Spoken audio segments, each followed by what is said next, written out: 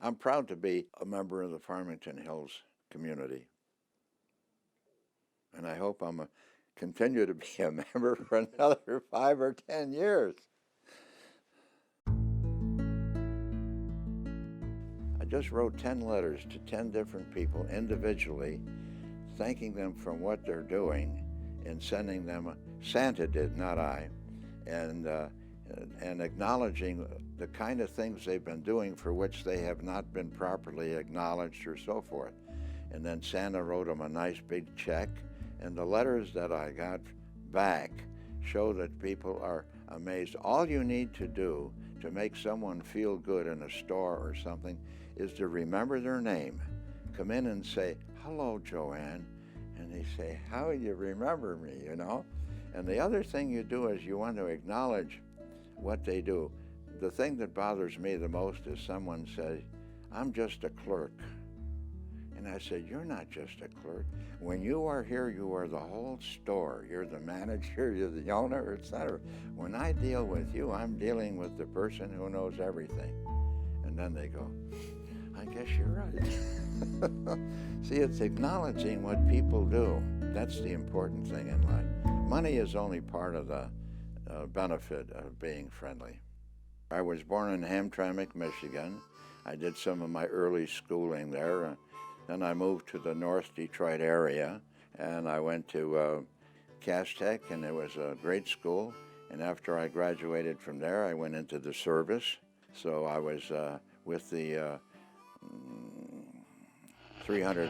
I Company 309 Battalion, 78th Division, and where our claim to fame is that we took the Remagen Bridge, where it was the Ludendorff Bridge in Remagen, Germany. Ludendorff Bridge across the Rhine at Remagen. For 10 days it withstands aerial attacks and constant artillery fire while First Army troops exploit the initial breaching of the Rhine River line.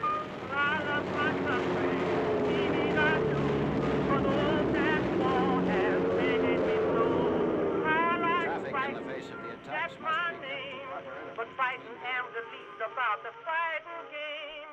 When Mr. Hoover said and I was a part of that operation. We crossed it, and 3 days later, I was hit by a German 88.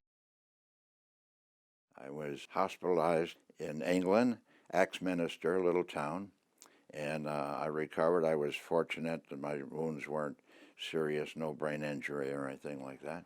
And I was lucky enough to be in London on VE Day, and you can imagine London just blew apart. It was a wonderful experience. I had enough points to get home, but not enough points to stay home. But that, and my first opportunity to sell, I sold the young man who was on the other side of the desk, who was just as old as I was. I sold him that I had survived one war. I didn't want to go to the other, and he was generous enough to assign me to Fort Wayne, Michigan, which was downtown. Fort Wayne, Detroit, if you know. I've been here for 40-some years. And when I moved in on Sky Drive, it was a gravel road, and mine was the first house on this street between here and 11 Mile Road. So I've seen this whole area grow from nothing to a nice community. Suzanne and I got married late in life, and we had a wonderful, lovely life. We traveled the world together. I was reasonably successful in business, which is another 20-minute story. And she died about 2 years ago, and she was very prudent, meaning that she squirreled her money away during the years that she worked. So we have plenty of money and no immediate family. And all her sisters and mothers passed away, so I have no brothers or sisters. I have nobody but a few extra cousins. And so what do you do with your money? You don't put it, well, you can put your name on a building, but I prefer almost 90% of the money that I give away are dedicated to specific people or programs that affect people. I suppose if you do something without expecting something in return, you're doing well, and that's the key.